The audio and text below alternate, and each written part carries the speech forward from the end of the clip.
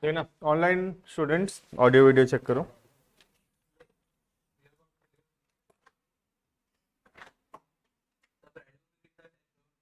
BRS से रखेंगे। हम्म हाँ, बस देखते हुए रखें। देखते हैं।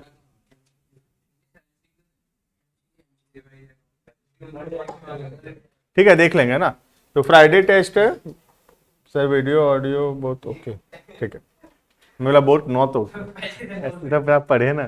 ठीक है, तो फ्राइडे टेस्ट है, चैप्टर का नाम है BRS, बैंक रिकॉन्सिलिएशन स्टेटमेंट। ठीक है, बाकी बीच में जो चैप्टर्स का अगर कोई टेस्ट मुझे ध्यान तो नहीं है, नहीं हुआ है क्या? सब्सिडियरी बुक नहीं हुआ है, ट्रायल नहीं हुआ है शायद, लेजर, अच्छा जो जर्नल हुआ था लास्ट। ठीक है, तो छोटे छोटे चैप्टर्स था, हम लोग एक कंबाइंड करके उसको लेजर ट्रायल मिलाकर एक टेस्ट कर देंगे। अभी एक बार के लिए अभी अभी BRS का टेस्ट रखेंगे। ठीक है, फ्राइडे को। अभी डेप्रिसिएशन स्टार्ट करते हैं। डेप्रिसिएशन में थोड़ा बताया था, depreciation means permanent fall in the value of fixed assets. ठीक है, फिक्स्ड एसेट का वैल्यू जो कम हो रहा है due to time, accident, usage या ऑब्सोलेंस। ठीक है, एक प्रकार का नुकसान है बिजनेस के लिए। Depreciation is a type of expense और a loss for the business. ठीक है, अब तीन फैक्टर्स हैं जिसपे डिप्रिसिएशन डिपेंड करता है। पहला है कॉस्ट ऑफ द एसेट, कितना में एसेट खरीदा गया है। ठीक है, दूसरा एस्टिमेटेड यूजफुल लाइफ, कितना साल तक वो एसेट चलेगा, आज से कितना साल तक वो एसेट हम लोग यूज करेंगे। और लास्ट है एस्टिमेटेड रेसिडुअल और स्क्रैप वैल्यू, मतलब यूजफुल लाइफ खत्म होने के बाद उस एसेट को हम लोग कितने में बेचेंगे। जो मतलब कबाड़, कबाड़ मतलब एंड ऑफ द लाइफ, खत्म हो गया उसका लाइफ और हमारे काम का नहीं है वो, अब हम उसको कितना में बेच सकते हैं, उसको बोलते हैं एस्टिमेटेड स्क्रैप वैल्यू या रेसिडुअल वैल्यू। ये तीन चीजों पे डिपेंड करता है what will be the amount of depreciation. ठीक है, हेडिंग करना मेथड्स ऑफ चार्जिंग डिप्रिसिएशन।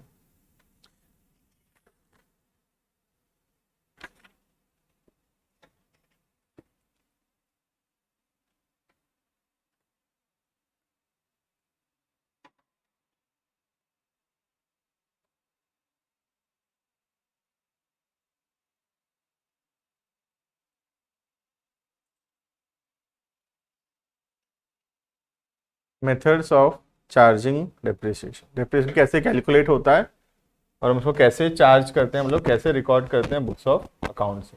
ठीक है, लिखना there are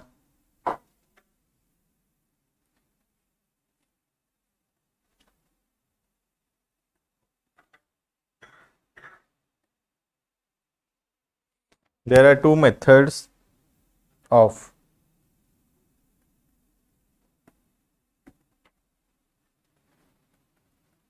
providing depreciation. There are two methods of providing depreciation.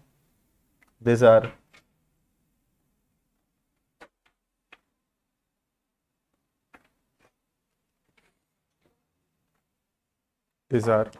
point number one,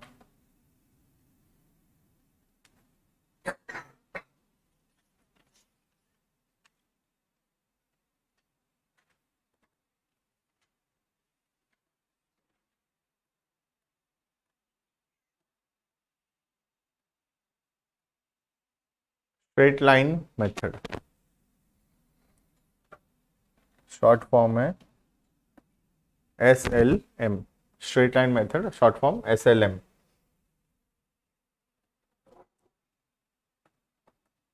Point number two, WDV, ठीक है,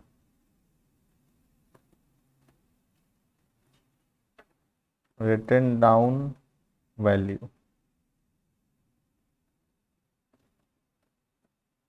WDV।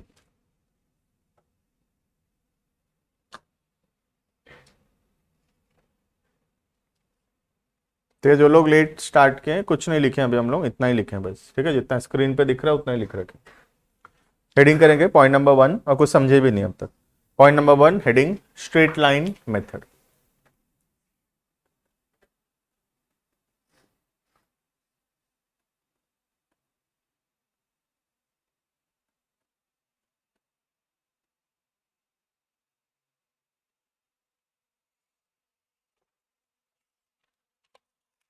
पहले से बोल रखा हूँ चैप्टर में कि थोड़ा सा सीरियसनेस लेवल थोड़ा ज़्यादा चाहिए as compare to any of the other chapters of accounts in this whole book. पूरे बुक में इस चैप्टर में सीरियसनेस सबसे ज़्यादा चाहिए। जो होमवर्क दिया जाएगा थोड़ा करके आ जाना, क्योंकि फिर नेक्स्ट क्लासेस में समझ में नहीं आएगा अगर होमवर्क नहीं हुआ होगा तो, ठीक है। पहला मेथड हम स्टार्ट कर रहे हैं, नाम है स्ट्रेट लाइन मेथड, ठीक है। अब डेप्रिसिएशन डिपेंड करता है 3 चीज़ों पे। सबसे पहला मैं बताया, आज हम एसेट कितना में खरीद रहे हैं, that is known as original cost. कोई भी एसेट हम कितना में खरीदे हैं उसको बोलते हैं original cost. That is let's say any amount, let's say 40,000, जो एसी का एग्जांपल था, 40,000 का हम एसी खरीदे, this is the original cost of the asset, ठीक है। दूसरा, अब डेप्रिसिएशन निकालने के लिए हमको क्या करना पड़ेगा, 2 चीज एस्टिमेट करना पड़ेगा। सबसे पहला, आज जब एसी खरीद रहे हैं हमको एस्टिमेट करना पड़ेगा कि आज से कितने साल तक ये एसी चलेगा, ये कितने साल हमारे काम में ये एसी आएगा, जो कि ऑब्वियस सा बात है कि एग्जैक्ट बताना इम्पॉसिबल है, लेकिन हम एक प्रेडिक्शन, एक एस्टिमेशन कर सकते हैं depending on the type of the asset. क्या एसेट है, जैसे उसके हिसाब से हम अनुमान लगा सकते हैं खरीदते वक्त कि आसपास कितना साल तक ये चलेगा, ठीक है। तो मैं प्रेडिक्ट किया कि ये 5 इयर्स तक चलेगा, ठीक है, 5 साल तक ये चलेगा। उसके बाद नेक्स्ट चीज जो मुझे अनुमान लगाना है वो ये कि 5 साल के बाद जब हम उसको बेचेंगे तो वो कितना में बिकेगा, उसको बोलते हैं एस्टिमेटेड स्क्रैप वैल्यू। लेट से मैं एस्टिमेट किया कि ये 10,000 में बिकेगा, ठीक है। तो इसमें 2 चीज एस्टिमेट है, 5 इयर्स एंड 10,000, ठीक है। और ये वाला फिगर इसमें एक्चुअल है, ओरिजिनल कॉस्ट, ये एस्टिमेटेड नहीं है, ये एक्चुअल फिगर है, ठीक है। अब डेप्रिसिएशन कैसे चार्ज करेंगे, हर साल हमको डेप्रिसिएशन हर साल चार्ज करना है 5 सालों तक, 1 साल, 2 साल, 3, 4 और 5 साल में हमको डेप्रिसिएशन, हर साल डेप्रिसिएशन लिखना है, ठीक है, एक्सपेंस के हिसाब से। तो ये मेथड क्या बोलता है देखना, 40,000 का एसेट कितना का रह गया, सिर्फ 10,000 का। 40,000 का एसेट कितना का रह गया, सिर्फ 10,000 का। तो कितना इसका वैल्यू गिर गया, 30,000। इसका वैल्यू कितना गिरा, 30,000। 40,000 में लाए थे, 5 साल यूज करने के बाद 10 में बिकेगा ये, तो ये कितना गिरा इसका वैल्यू, 30,000।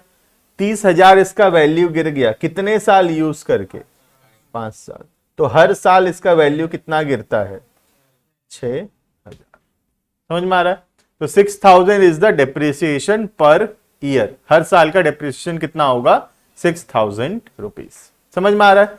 तो इसका मतलब हम अकाउंट्स में ईयर 1 जब खत्म होगा डेप्रिसिएशन रिकॉर्ड करेंगे 6,000, ईयर 2 जब रिकॉर्ड होगा खत्म होगा फिर डेप्रिसिएशन 6,000 रिकॉर्ड करेंगे, ईयर 3 के एंड में फिर 6,000, फिर 6,000 और फिर 6,000। तो 40,000 का एसेट 6,000 5 बार कम होके कहां तक पहुंच जाएगा, 10,000 तक पहुंच जाएगा, ठीक है। ये मेथड को बोलते हैं स्ट्रेट लाइन मेथड। क्यों स्ट्रेट लाइन, मतलब क्या होता है, सीधा, स्ट्रेट लाइन मतलब स्ट्रेट, ठीक है। तो इसमें क्या होता है देखना, डेप्रिसिएशन हर साल इक्वल है, हर साल डेप्रिसिएशन इक्वल है, तो इसीलिए इसका नाम ही है स्ट्रेट लाइन। मतलब डेप्रिसिएशन हर साल सेम है, 6,000 6,000 6,000 6,000 6,000, हर साल डेप्रिसिएशन सेम है, इसलिए नाम है स्ट्रेट लाइन। स्ट्रेट मतलब something which is uniform, something which is same every year. और दूसरा मेथड रिटन डाउन, इसमें क्या होने वाला है, डेप्रिसिएशन धीरे धीरे कम होने वाला है। ईयर 1 में 6,000, तो फिर 5,000, फिर 4,000, फिर 3,000, फिर 2,000, ऐसे डेप्रिसिएशन कम होता जाएगा धीरे धीरे, इसलिए उसका नाम दिया गया है रिटर्न डाउन मेथड। मतलब नीचे गिरता जाएगा डेप्रिसिएशन का अमाउंट जैसे जैसे आगे ईयर्स बढ़ेगा। ठीक है, वो तो बाद में पढ़ेंगे जब देखेंगे, अभी तो हेडिंग है स्ट्रेट लाइन मेथड। लिखेंगे इतना पहले जो हम पढ़े अभी।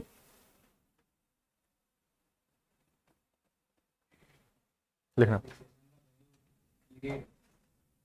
हाँ डेप्रिसिएशन हर साल होगा लेकिन कम कम होता जाएगा, और वो सच्चाई भी है, वैल्यू चेंज होता जाएगा डेप्रिसिएशन का। जब वो पढ़ेंगे तो देखेंगे, अब इसको छोड़ दो, स्ट्रेट लाइन में फोकस करते हैं। हर साल depreciation 6,000।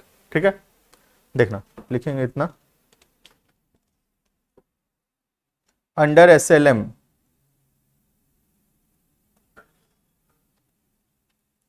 Under SLM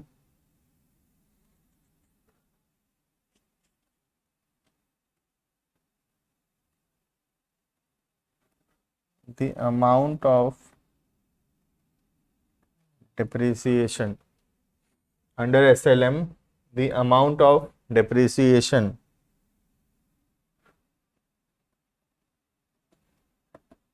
remains same every year.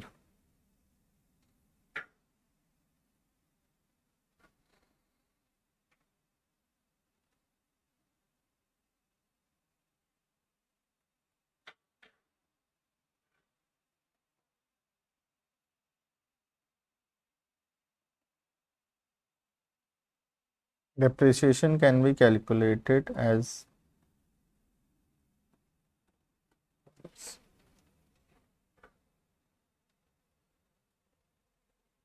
depreciation can be calculated as follows.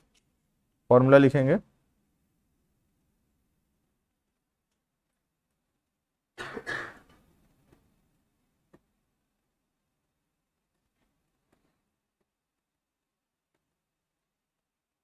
amount of depreciation equals to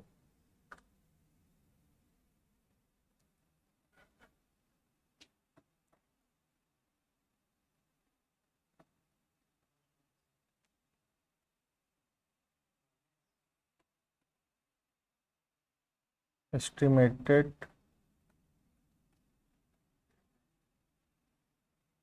divided by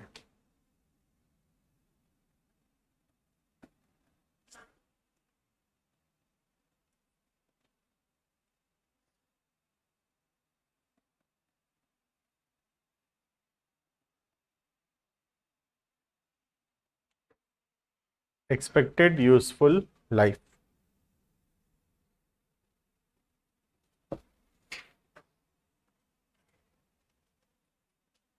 Next, rate of depreciation equals to rate of depreciation equals to हाँ rate of depreciation equals to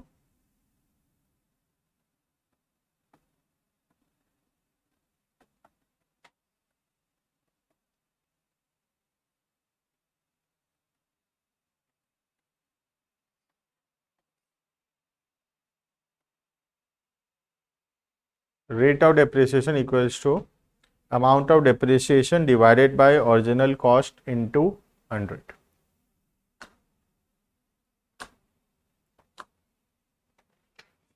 छोटा सा example लिखेंगे, उससे थोड़ा और समझ में आएगा। ठीक,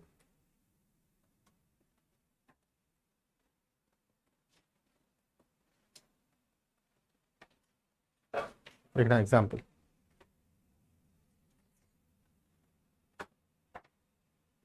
if the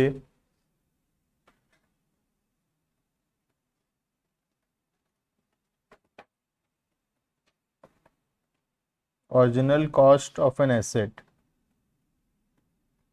is 1 lakh, कोई एसेट है जो कि 1 लाख में खरीदा गया है, ये तो एक्चुअल फिगर है, ठीक है। अब दो चीज एस्टिमेटेड है, it's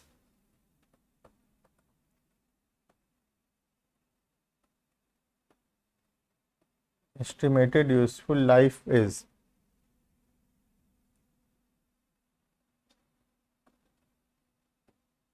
5 years. Its estimated useful life is 5 years, and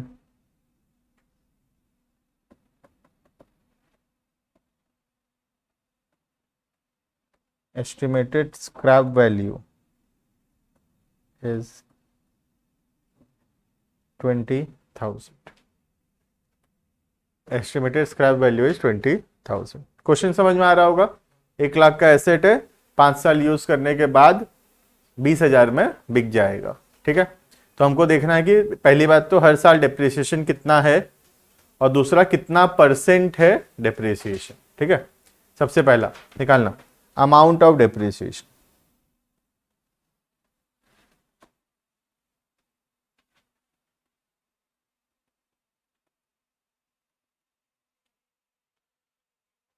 original cost 1 lakh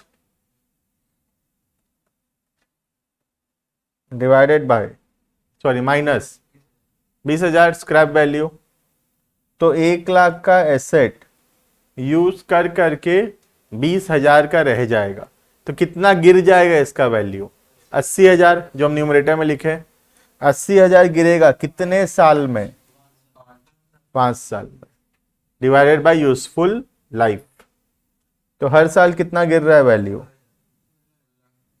16,000 पर।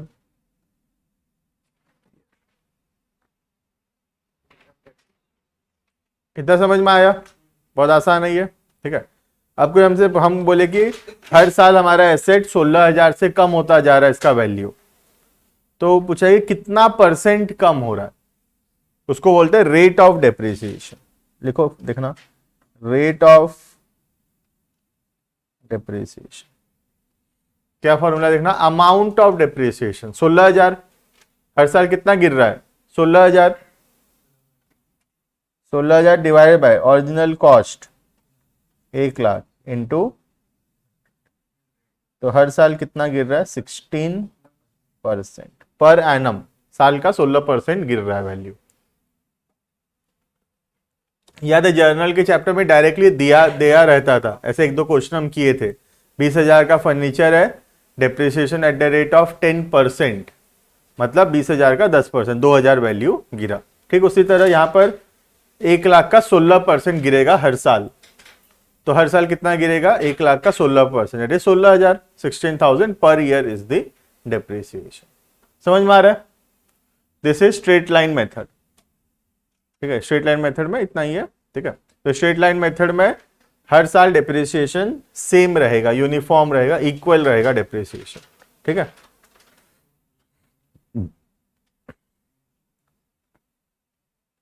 नेक्स्ट लिखना उसके अंदर, हम WDV बहुत बाद में पहुंचेंगे, है ना, रिटन डाउन वैल्यू, इसके बाद वाला जो मेथड ये वाला, ठीक है। SLM के अंदर ही चल रहा है अभी, ठीक है। इसका अकाउंटिंग एंट्री, क्या जर्नल एंट्रीज होता है डेप्रिसिएशन से, बहुत दिन चलेगा SLM, तो 4-5 क्लास चलेगा, ठीक है। लिखना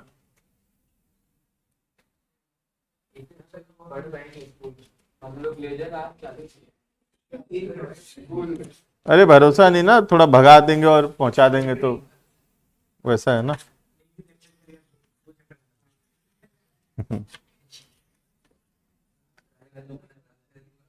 ठीक है। नेक्स्ट हेडिंग करना, मेथड्स ऑफ रिकॉर्डिंग डेप्रिसिएशन।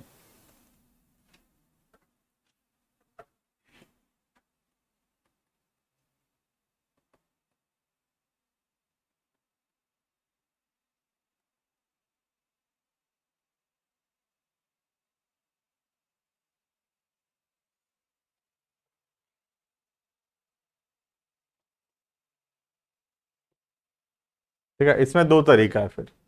तो अभी हम पहली बात तो मेथड्स ऑफ चार्जिंग डेप्रिसिएशन था, कैसे डेप्रिसिएशन निकलेगा, उसका दो तरीका था, SLM WDV। अभी हम SLM में हैं।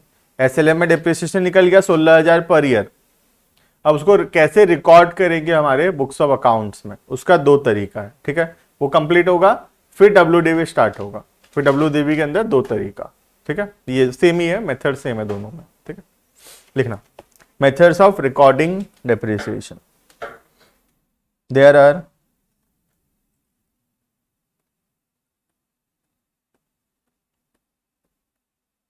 two methods of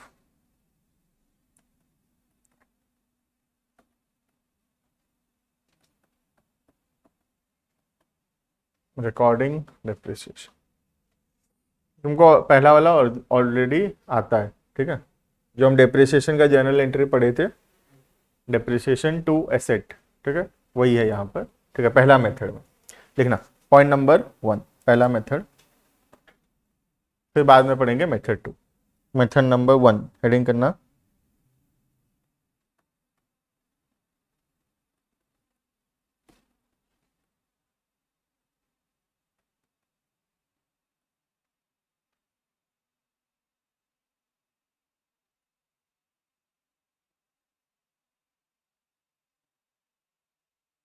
जब डेप्रिसिएशन को हम एसेट से कम करेंगे, depreciation charge to asset account, ठीक है।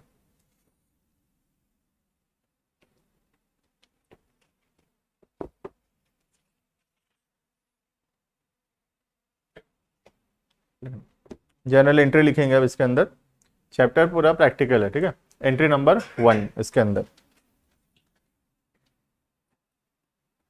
when fixed asset is purchased, जब फिक्स्ड एसेट्स खरीदते हैं, what will be the journal entry, बताओ खुद से, what is the journal entry, purchase of fixed asset, asset to cash, the entry is fixed asset account debited to cash, ठीक है। लिखना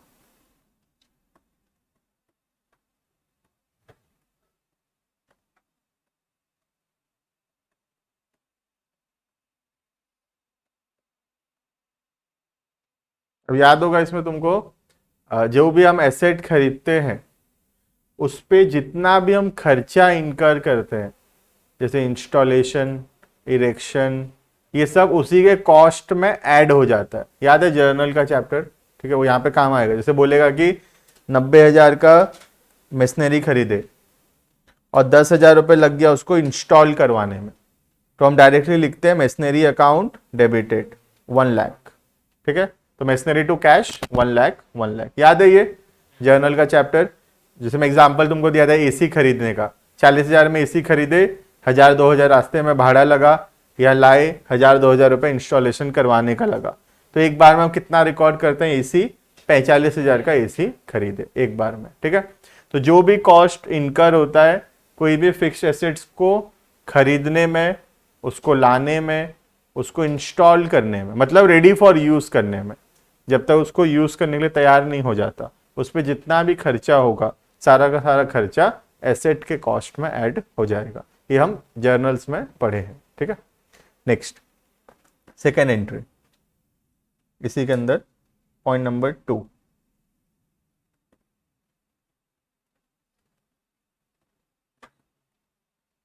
for recording depreciation,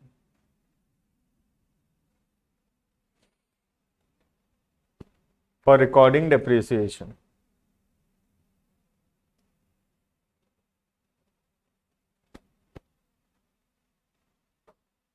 depreciation का क्या entry होता है, डेप्रिसिएशन टू फिक्स्ड एसेट, अभी भी यहां पर भी वही है एंट्री, ठीक है।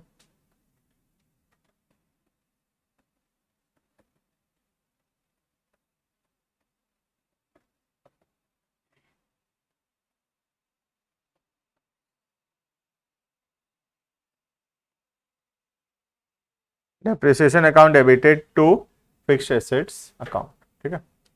Next last point number 3,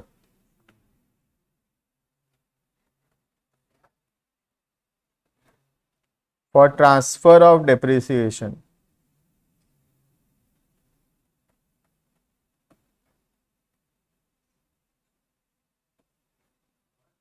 for transfer of depreciation, ठीक है, ये हम नहीं पढ़े कभी भी, ठीक है, फॉर ट्रांसफर ऑफ डेप्रिसिएशन, ठीक।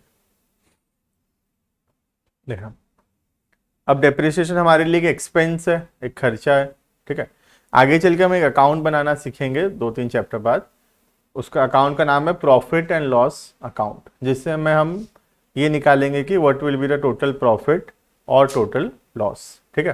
तो डेप्रिसिएशन एक खर्चा है बिजनेस के लिए, और क्योंकि एक खर्चा है इसको हम ट्रांसफर करेंगे कौन से अकाउंट में, प्रॉफिट एंड लॉस अकाउंट में, ठीक है। तो उसका एक एक्स्ट्रा एंट्री होगा जो कि हम आज से पहले कभी नहीं पढ़े हैं उसको, ठीक है। ये नया एंट्री है, ये दो ऑलरेडी पढ़ा हुआ था, ठीक है, ये नया एंट्री है।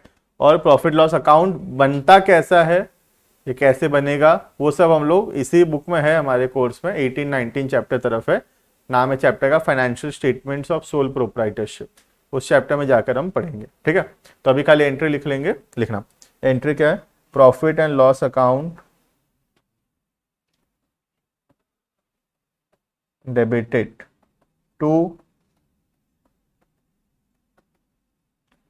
depreciation account, profit and loss account debited to depreciation account,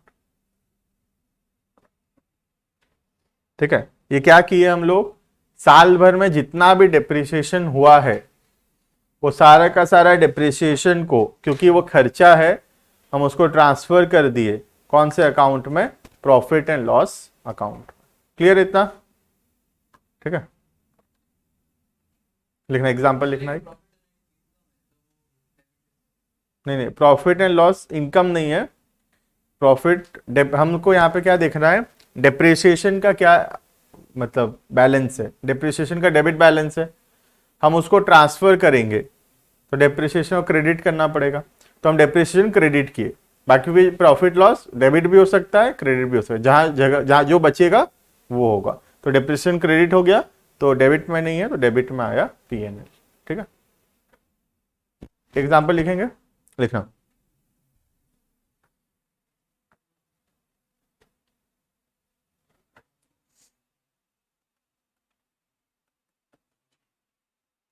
example, ठीक है। सिर्फ 3 ही एंट्री है, एसेट खरीदने का, डेप्रिसिएशन लगाने का, और ईयर के एंड में साल के आखिरी दिन। पहली बात तो डेप्रिसिएशन भी साल के आखिरी दिन ही लगेगा, ठीक है। एसेट तो जिस दिन खरीदे वो डेट आएगा, डेप्रिसिएशन साल के आखिरी दिन लगेगा 31 मार्च, और उसको फिर ट्रांसफर करेंगे पीएनएल में कौन से दिन, उसी दिन 31 मार्च को, ठीक है। लिखना एग्जाम्पल, देखते हैं कितना समझे, तो लिखना on 1st April 2019, on 1st April 2019 an asset was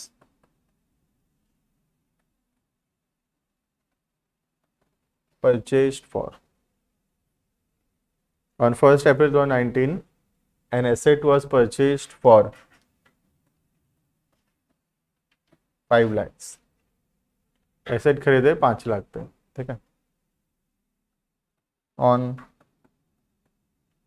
1st October 2020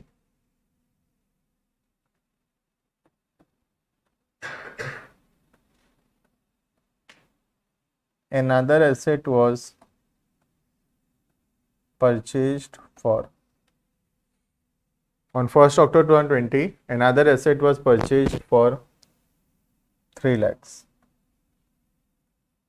एक और एसेट खरीदे हम 3 लाख पे, ठीक है।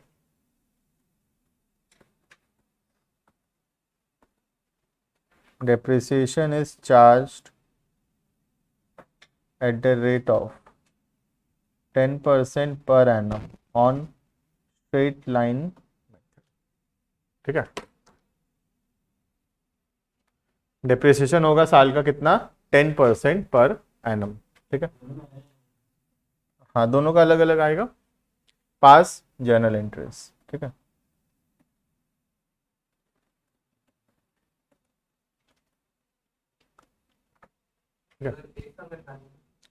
नहीं, ऐसे नहीं है, 1 साल का नहीं है, देखना एक बार, सबसे पहले जब भी हम डेप्रिसिएशन का क्वेश्चन करेंगे, कोई भी क्वेश्चन क्यों ना हो आज के बाद से, है ना, कोई भी इजी भी लग रहा हो तुमको क्वेश्चन देखकर, हम एक नंबर लाइन बनाएंगे हमेशा। नंबर लाइन मतलब वो डेट वाला जो लाइन बनाएंगे, उसमें हम लोग मार्क करेंगे पहले क्या क्या डेट्स दिया हुआ है। उसके बिना कभी भी डेप्रिसिएशन का क्वेश्चन सही नहीं हो पाएगा, क्योंकि अभी ये सिर्फ 2 एसेट खरीदे हैं, 5 एसेट हो सकता है खरीदे हों, 3 उसमें से बेच दिए होंगे, तो बहुत अलग अलग डेट्स पे अलग अलग चीज हुआ होगा, आगे चले क्वेश्चन में कॉम्प्लिकेशंस बढ़ेगा।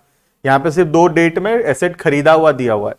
यहाँ पे क्वेश्चन ऐसा भी हो सकता है 4 ठो एसेट खरीदे हैं, उसमें से कोई 2 ठो 3 ठो बेच भी दिए हैं, तो हमको सारा एक साथ कंसिडर करके करना होगा। तो हमेशा हम एक नंबर लाइन बनाएंगे, ठीक है।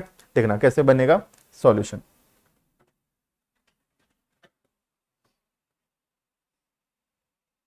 हमेशा ये नंबर लाइन बनाएंगे हम डेप्रिसिएशन चैप्टर में, कभी इसके बिना नहीं करेंगे, ठीक है। सबसे पहला डेट क्या दिया, एसेट खरीदे कब, 1 अप्रैल 2019, ठीक है। मार्क करेंगे हम 1 अप्रैल 2019। एसेट खरीदे कितने का, 5 लाख का, ठीक है। नंबर लाइन बनाना है हमेशा। उसके बाद फिर क्या बोल रहा है, ऑन 1 अक्टूबर 2020, यहां कहीं होगा। फिर एक एसेट खरीदे हम, मार्क करेंगे 1/10/2020, एसेट खरीदे 3 लाख, ठीक है। मार्क करना जरूरी है क्योंकि बहुत सारा एसेट खरीदेंगे और बहुत सारा उसमें से बेच भी रहे होंगे बीच बीच, मतलब हाफ ऑफ द पेज में हो जाएगा, ठीक है। तो 2 ही डेट्स था हमारे पास, 2 डेट मार्क कर दिए। अब हम ईयर एंड मार्क करेंगे, कितना तो ईयर एंड हो रहा है देखो। 1 अप्रैल 19 से अगर हम जाएंगे तो कितनी बार ईयर एंड आएगा, पहला ईयर एंड आएगा 31/3/2020, कहां आएगा, यहां कहीं आएगा, क्योंकि उसके बाद तो 1/10/2020 है, तो उससे पहले ही आएगा, तो यहां कहीं होगा। डेट मार्क करना 31/3/2020। जितना ईयर एंड आ रहा होगा क्वेश्चन में वो सारा का एंट्री करना है हमको, वहां तक का एंट्री करना है, ठीक है।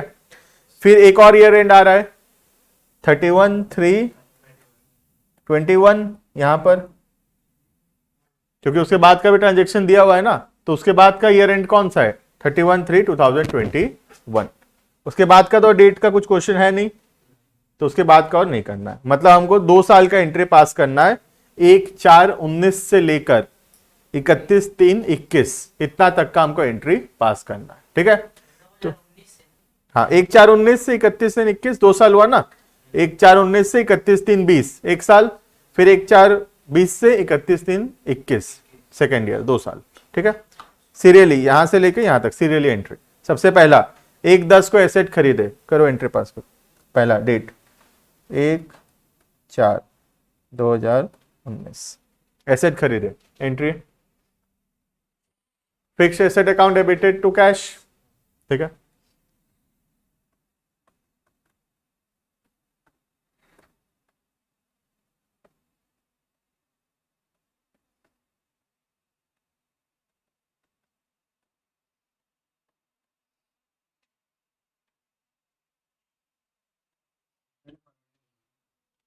जैसे जर्नल का फॉर्मेट रहता, fix asset account debited to cash, ठीक है।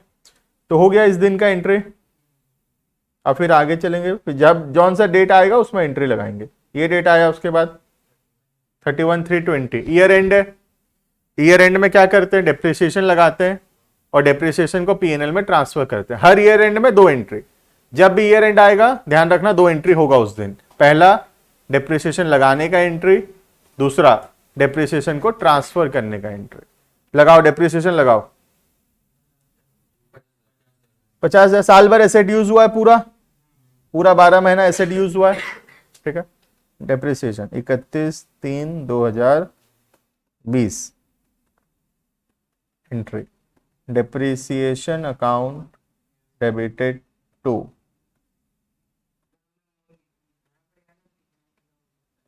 हाँ यहाँ पे दिखा देंगे कैलकुलेशन उसका। हाँ, अलग से भी कैलकुलेट करके दिखा सकते हैं या यहीं पर भी हम दिखाना चाहें तो दिखा सकते हैं। यहीं पे लिख दे रहा हूं मैं 5 लाख का 10%, ठीक है। हर ईयर एंड में 2 एंट्री, एक नहीं। एक हो गया डिप्रेशन चार्ज करने का एंट्री, दूसरा डिप्रिसिएशन को पीएनएल में ट्रांसफर करने का एंट्री। लिखो क्या एंट्री है, पीएनएल टू डिप्रिसिएशन, अभी लिखाया हूं ऊपर। Third entry transfer entry, PNL profit and loss to depreciation.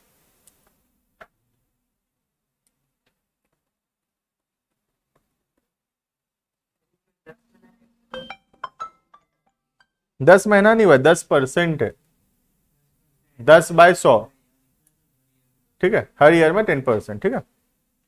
Profit and loss to depreciation 50,000, 50,000। देखो इतना तक किसी को डाउट है? ऑनलाइन वाले इतना क्लियर है?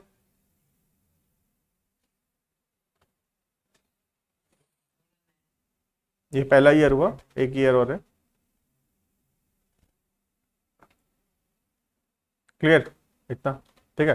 तो हम लोग नंबर लाइन के हिसाब से यहां तक पहुंच गए। ईयर, पहला ईयर कंप्लीट, ये ईयर कंप्लीट हमारा, ठीक है। अब नेक्स्ट ईयर फिर चलेंगे सीरियली आगे। अब यहां से आगे बढ़े तो नेक्स्ट डेट कौन सा है, ये वाला डेट आया नेक्स्ट 1/10/2020। क्या किया उसने, एसेट खरीदे, तो 1/10/20 को एसेट खरीदने का एंट्री करो पास।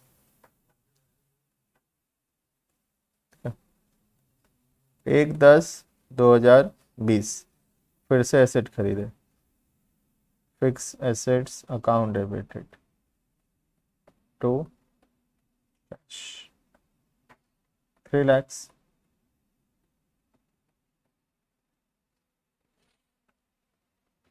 ठीक है।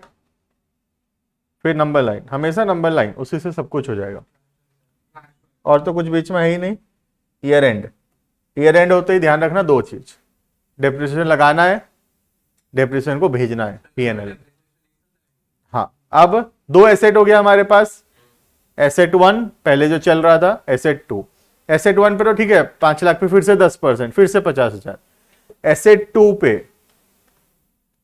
क्या एसेट 2 पूरे साल भर यूज हुआ है? नहीं, एसेट 2 कितना दिन यूज हुआ है देखो, सिर्फ 6 महीना यूज हुआ एसेट 2।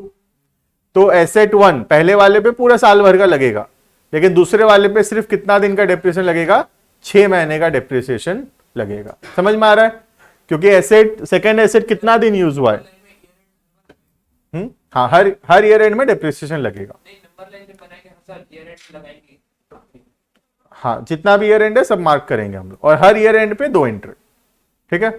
तो डेप्रिसिएशन जो लगाएंगे 31/3/2022 को, 2021 को सॉरी, इस दिन हमारे पास 2 एसेट है, पहला एसेट और दूसरा asset M1 M2, machinery 1 machinery 2।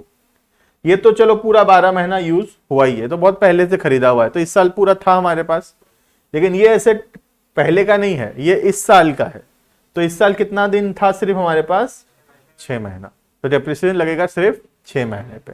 अब समझ में आ रहा होगा, डेट्स बहुत इंपॉर्टेंट है इस चैप्टर में डेप्रिसिएशन लगाने के लिए, और डेट हम एग्जैक्ट पूरा सही से हिसाब किताब कब रख पाएंगे, जब हम ये नंबर लाइन बना लेंगे, तो डेट का एग्जैक्ट हिसाब रहेगा यहाँ पर, ठीक है, लगाना डेप्रिसिएशन।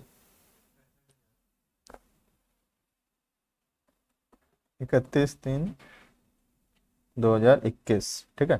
देखो मैं कैलकुलेशन दिखा दे रहा हूँ, 5 लाख पे तो दिक्कत है ही नहीं, 5 लाख पे तो 10% है ही, 50,000 नहीं, 5 लाख के हिसाब से हमेशा 5 के हिसाब से होगा। एसएलएम में, डब्ल्यूडीवी में चेंज हो सकता है, बाद में देखेंगे, ठीक है। तो 5 लाख पे 10%, 50,000। इस पे 3 लाख पे 10%, 6 महीने का 6/12 मतलब 5%, है ना, तो 15,000। तो नेट में कितना, 65, टोटल कितना 65,000, 50,000 पहला वाला और 15,000 दूसरा, ठीक है, एंट्री।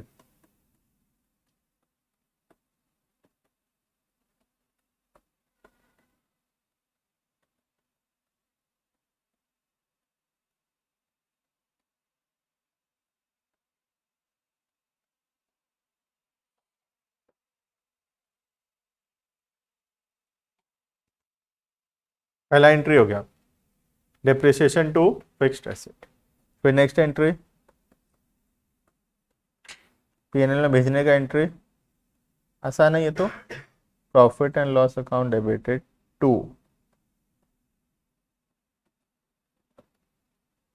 डेप्रिसिएशन।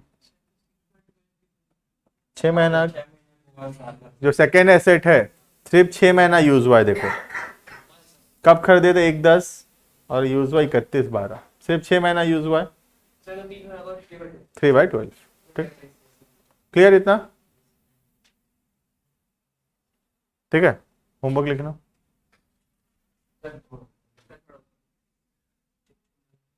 लिखना एग्जाम्पल, एक homework.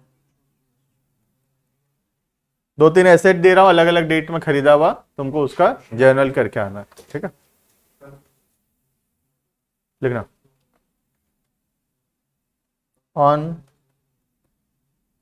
1 April 2020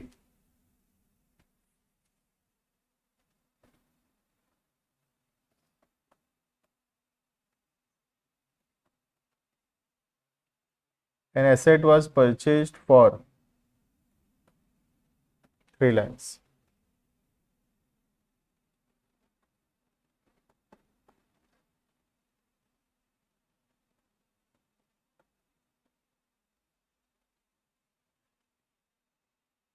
On 1st July 2021,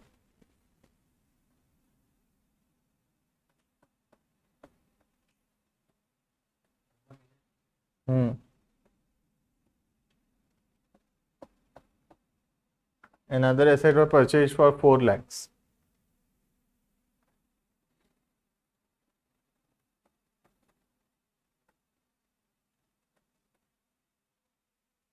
On 1st January 2022,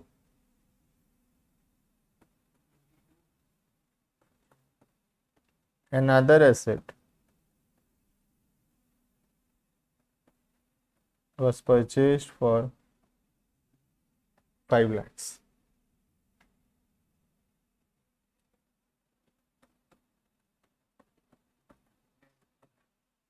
Depreciation rate तो बता दूँ दो। Depreciation charge at the rate of 20% per annum on straight line.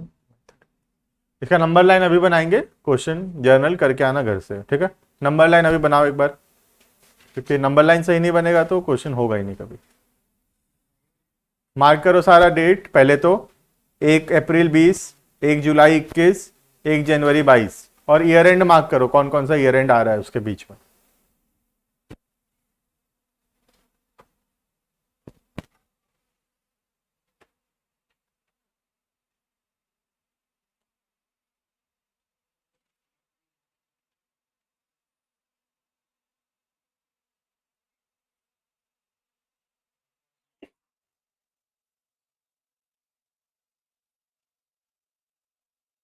पहले तीनों डेट को मार्क कर लो, 1 अप्रैल 20, 1 जुलाई 21, 1 जनवरी 22।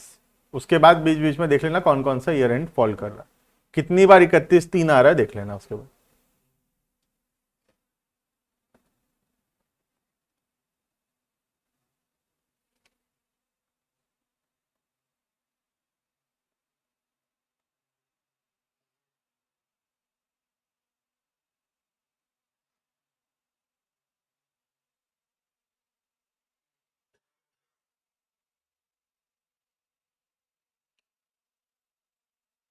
कितने साल का क्वेश्चन है?